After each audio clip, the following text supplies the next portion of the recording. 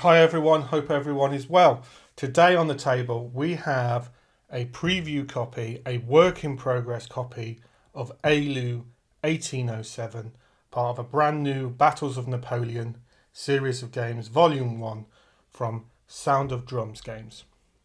In addition to this, they've sent me extensive notes of some of the changes that will happen between this version and the actual release copy, and I'll talk through some of those. There is a lot to show and a lot to talk about today in this video. So if you're following this game, if you're interested in this game, then there's a lot for you to take on board. First thing, the actual box art, the box finish, this is slightly gloss, and I believe their intention is for more of a matte finish. So I'm getting a little bit of flare in this area here. That's because I've got a studio light. You can't see it's right over there.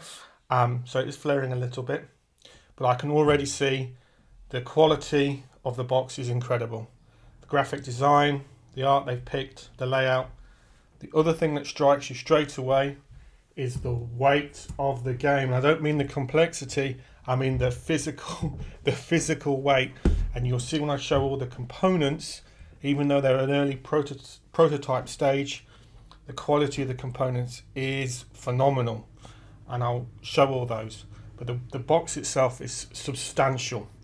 It is a deep box, what I call a deep box, comparable to a lot of the deeper boxes from GMT, etc.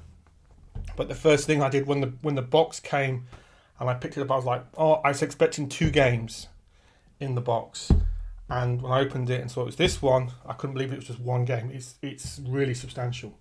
We flip over to the back. You just position it nicely to the camera. Again, very nicely laid out. Lots of space. Very readable. The game, things to call out. The game includes 5 scenarios. The rulebook that we'll have a look at doesn't actually have these scenarios in yet because it's an early copy of the rulebook. This is a 2 map game, and there is a copy of the maps in here, although I do know the colour and the finish on the maps isn't final yet. Over 1,120 counters, and we'll have a look at those. The wooden cubes, now the wooden cubes isn't in the preview copy, isn't in the work in progress copy. Army charts, player aids, dice, rulebook, and we'll have a look at the rulebook. I have been through the rulebook. I had looked through the rulebook yesterday evening, and according to the publisher, a medium complexity. Looking at the rulebook, I haven't played it yet, but certainly going through the rulebook, I would agree with that. They're saying a very high solitaire suitability. Looking at the rules again, I would probably agree with that. Playtime 3 hours. I think that depends on the scenario, I would say. But yeah, very nicely done, very nicely laid out. Already super great impression of the game already. So I'm going to open the box. We'll have a look at some of the components. We'll have a look through the rulebook. We'll look at the counters. But please, as I said at the beginning of the video, just take into account this is a work in progress copy. It's not final. They've sent it to me just to hear my thoughts and give them some positive feedback. And I know there's a whole slew of improvements that they are making on this game already. So we're going to start with the rulebook itself. And straight away I can tell you it's a substantial rulebook. If we just have a flip to the end here, we are 47 pages, although the last few pages are blank. This is because the scenarios, the actual scenario descriptions are not in this rulebook that I have in front of me. I believe they will be in the final book, but 47 pages is substantial. However, it's partly because it's very spaciously laid out with lots of examples of play and some great historical notes, and we'll have a look at all those. We're going to take our time going through this rulebook because this is a brand new game system. And it's got quite a few elements that are quite innovative and quite different and have been iterated on from other games. So we're going to take our time and go through it methodically. So first of all, we get a table of contents, which is great because even when I was going through the rulebook, I was double cross-referencing a few things and used this extensively. Rulebook, full colour, very spaciously laid out. As you can see here, we get an introduction, how the game is played, full colour description of all the combat units in the game and the game pieces, and we're going to have a look at those counters as well. Straight away, what was interesting to me was that the infantry counters are in line or column formation. Then we're into the division leaders, their description, and again we'll have a look at those on the counter sheets. Sequence of play, and this game does have an order system that we'll have a look at. It does have activation segments, again we'll have a look at those, and that's just from a Napoleonic gamer's point of view, super interesting. Then we're into weather. You can either play and roll for the weather, or if you want to, you can use the historical weather as an optional rule, which is probably actually what I would do, but certainly you've got that flexibility as the player. Order phase, and this is where things get very interesting. So we have this, and we'll have a look at the order. I'll call it an order board, but we have there's an example of that in the copy they've sent me, so we can have a look at that. It explains that to you, and we'll have a more detailed look at that when we look at that component. And then it describes all the different orders that you can give. So move, defend, regroup, hold, retire, attack, and the implications and the cost of those things associated. Determination of the activation cubes. One of the things that immediately jumps out to me is how you can activate different, we'll call them divisions, in quite interesting, something that I've never seen before that I can think of. Although I've seen similar in other Napoleonic games, this game has some interesting twists on that. The actual fatigue of the army, initiative, and again you can see here beautifully laid out already, with game examples as well. So as you're reading through the rules, they give a great series of examples as you're going through each different mechanic. And even when I was just reading through the rules, I was like, okay, I understand the rule a little bit better now just by reading those examples. I can imagine that when I start getting this onto the table and playing through some of the mechanics, this is how I'll be doing it. I'll put some counters on the table, on the map, and going through these different components of the mechanics. The activation segment, again,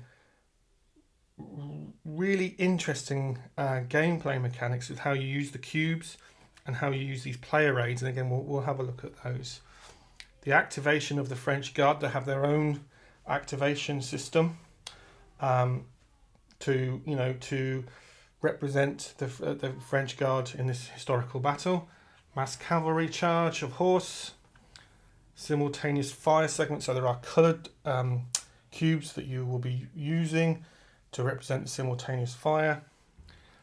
You have to face the units accordingly within the hex. So, and again, it describes how to do that. Depending, and again, I find this absolutely fascinating. The facing of the counters in the hex is vitally important, and depending on what formation they are in. So, a lot of you will understand this in Napoleonics, where the infantry foot would be in column or in line, or of course square, and these advantages and disadvantages to those different types of formation, and this game covers that. Now in miniature wargaming with Napoleonics, there are lots of games that cover that. In hex and counter Napoleonic war games, a lot less so. There are some, of course, but a lot less so. But this game does cover it, and it looks like it covers it very well and very elegantly. So here, for example, we've got an infantry unit in line, and in the line formation, the hexes to their side are in the flank, the hexes behind them in the rear, and then the hexes in front being their front. However, in column formation, which is a different type of formation, this is where troops would form up into wider columns than the very thin normal infantry line formation. We don't have those flank hexes. The side hexes are now front hexes in addition to the ones in the front. So already I can see and I can appreciate, as an enthusiast and of the Napoleonic period of history, and how infantry would be forming up into those different formations. It's super interesting. In fact, I was reading only the other evening first-hand accounts of how foot would form up into these different formations, and the practice and the expertise and skill that soldiers would have to do so. Obviously, with cavalry, it's very different, and again, it explains this in quite detail. One of the things that really stands out to me reading through the rulebook is that the rules are quite extensive, and the game designer, the author of these rules, definitely have taken their time and thought into how best to describe the rules to new players, whether you're completely new to the system, or you've been through the rules and you're just cross-referencing a few rules as you're playing through. And this is in particular the amount of notes and the amount of examples, plus the layout and the spatial layout, so you can get to the information quite quickly. You're not faced with just a wall of text like I see in some rulebooks. And definitely I can immediately appreciate this thought and process to that part of the game. Now, in this version of the rulebook, the publisher has said there's some mistakes, spelling mistakes, punctuation mistakes. I will be honest, then there's not many. And I know that they are tweaking and tuning that and making sure everything is perfect. But I can already read this. This is obviously English version, as I can only read English. I mean, sometimes barely. But already the quality of the prose is very, very, very good. And I had no problems going through and making some sense in my mind to understand the rules. I would say you don't fully understand the rules until you get the game onto the table and start moving some counters about and rolling some dice. But already I can have some sense of them just going through the rulebook. Artillery. So artillery is the ranged ranged counters, and it explains that. The stacking system, movement system, and again, just some great examples just so you completely understand how the movement system works. And again, we're at page 24 now, so you can see that this is a game to be studied. This is a game to take your time over reading through the rulebook. And I definitely, as a Napoleonic gamer, for a game that is a 2-map game, although many of the scenarios can be played on 1 map, I'm going to really appreciate that level of detail. This is definitely a very rich Napoleonic game. We're into the fire combat and then the process for that, which seems very straightforward. Line of sight, as you would expect. Artillery fire, as you would expect. Interestingly, the assault process, some interesting mechanics there. For example, the strength points are modified in the assault, which is quite interesting. We'll have a look at some of the counters. And again, they explain that too. There's some nice, there's not a huge amount of chrome specific to every single formation or division or unit in the game, but there are some very nice touches. So for example, there's some nice rules around the Cossacks, and then describing losses, describing retreats. Very fluid, very streamlined, these sections. So even though this is a very detailed rule book and takes its time to explain the mechanics, I found each component very straightforward. So not too intimidating for someone who enjoys the sort of medium level, I'll call them medium level complexity or rules weight of such a game. And then after this page, we're then into the scenario description. So this is page 32. So we're looking at about a 32-page rulebook, including the contents and introduction and so forth. Now in this rulebook, again, like I explained, listening and looking at my notes from the publisher, the scenarios, etc., are not quite there in this version of the rulebook yet. Didn't finalise the scenarios for this version that I have in here.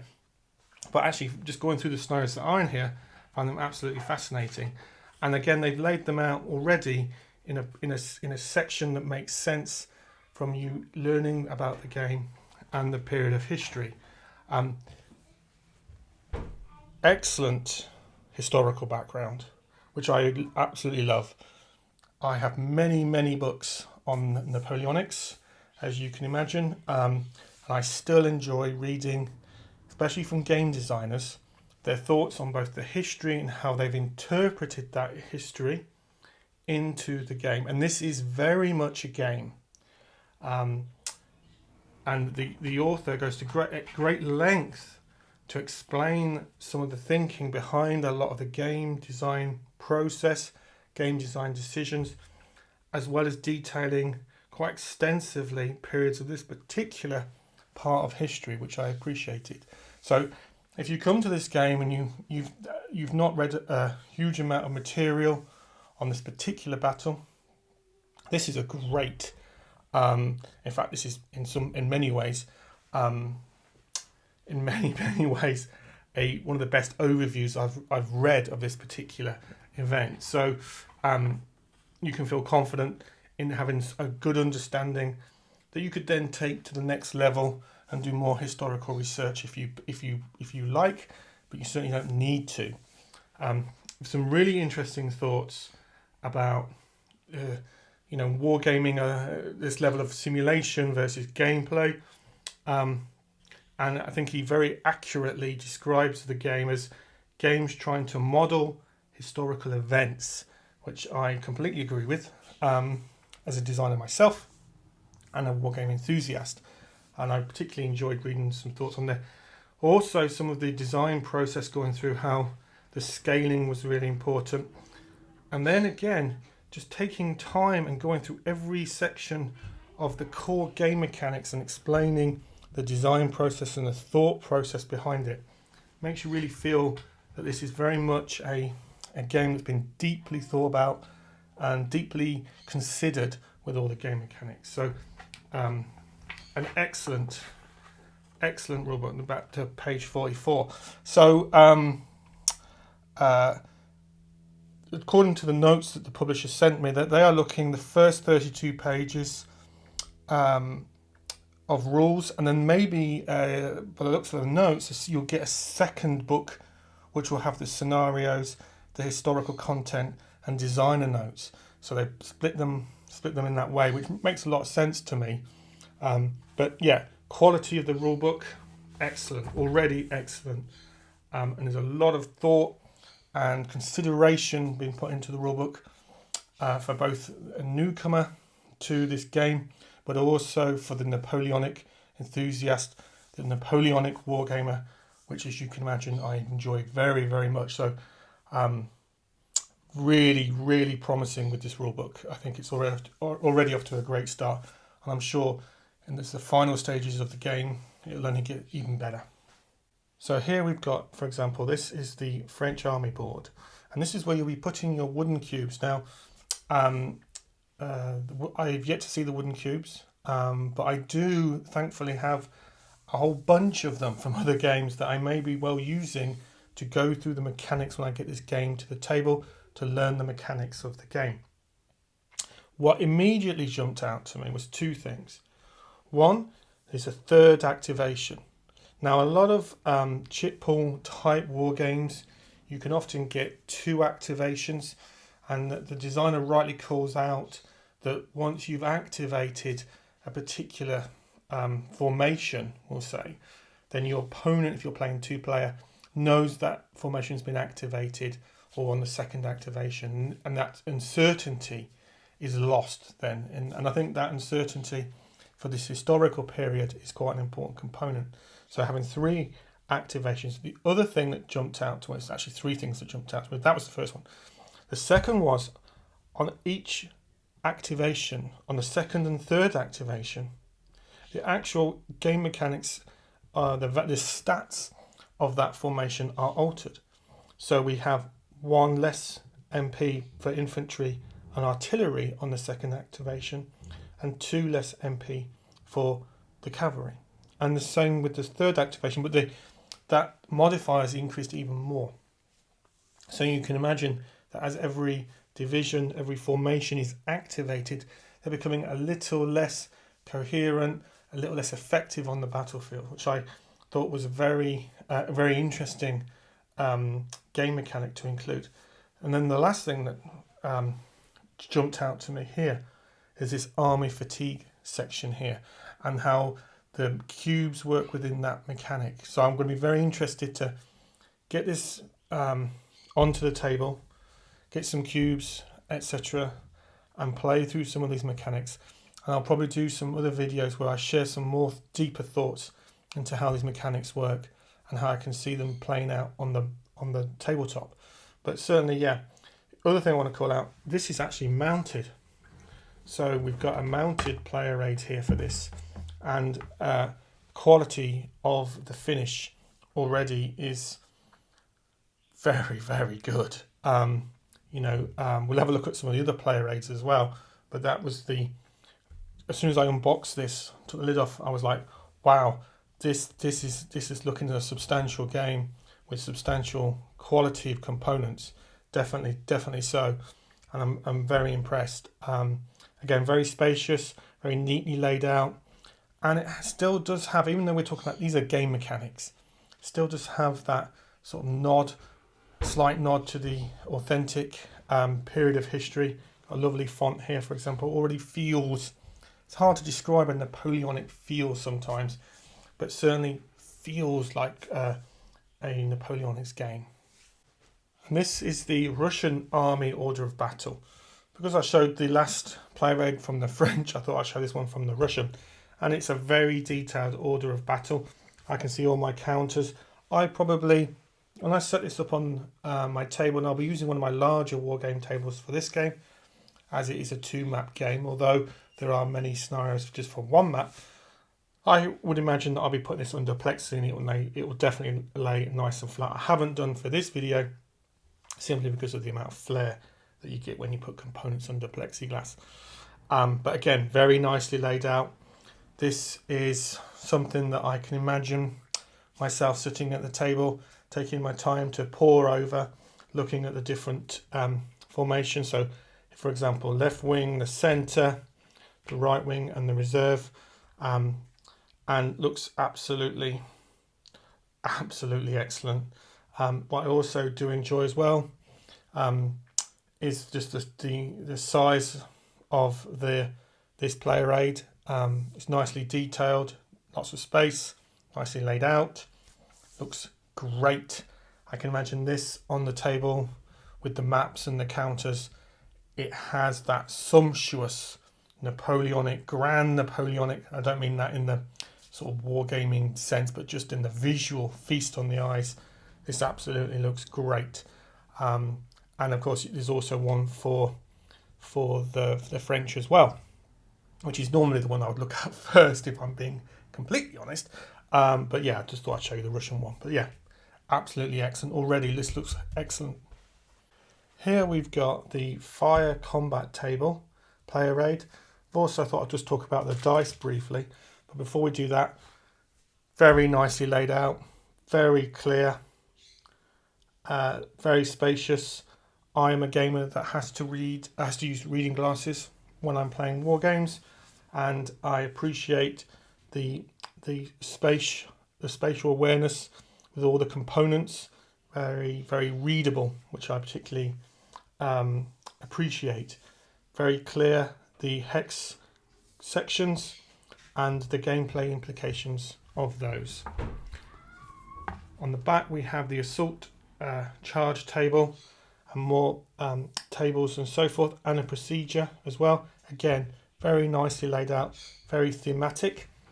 What is probably worth mentioning in this version I have, this is a very hard cardstock, which is excellent. So I can imagine this is going to wear very, very well, and looks absolutely great. Again, the dice, very nicely finished. I've left them in the bag for now, but I can see straight away special dice with special components on there. They look absolutely great. Nice subtle colours as well, which is which is very nice. So yeah, high quality. And here we have the counters, and my goodness, do you get a lot of counters in this game. Now, I'll caveat this and say, my understanding from the publisher is the counters are not final yet. They are working with the print and manufacturing, so they can punch out a little easier. I haven't punched any of them out, and the intention is they will punch out so that you get very little zero nibs. So the nibs being the small pieces of card that join into the counters. But I can already attest the artwork on the counters, the design layout on the counters, the readability of the information of the counters, the thickness of the counter stock is excellent, absolutely excellent. When I opened the box, I almost couldn't believe not just the amount of counters, but the quality. You can, and again, it's very difficult to describe when we talk about the quality of counters, but this is certainly just the feel and the look and the finish looks absolutely excellent, and is very, very, very good. Certainly very comparable to the best that I've seen, if I'm being honest. So we've got these Russian counters here, and again, what I particularly enjoy is that I can instantly see the gameplay components of the counters, the numbers, the numerics are very, very readable. The color orientation, very clear. So for example, here we get onto here. Some more unit counters here. Obviously we've got some French counters at the top here. The artwork on the counters, for those that have that particular artwork, or the rest have the formations. Again, very elegantly laid out.